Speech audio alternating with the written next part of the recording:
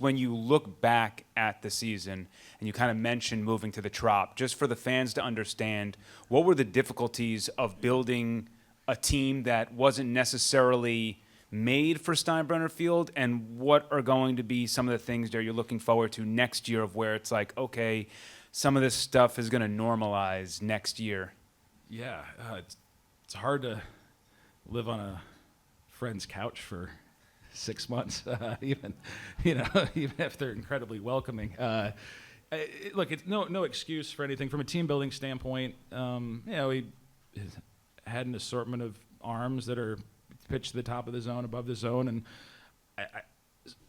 early, we went through a stretch where we couldn't seem to win here, and it felt like the wind was blowing out to right when we were pitching and blowing in from right when we were hitting. It was weird. I don't think that was the reason we ended up with the record we have, but it's Chandler Simpson, Jake Mangum. This park isn't like they're built for bigger parks, right? When you put the ball in play, when you have speed, those are players that playing in a place like this, they're not that sensitive to it. Pitchers that pitch with power and pitch up, you just run the risk and bid a little bit more. We did give up a few more homers than we would have liked, but that wasn't all at home, But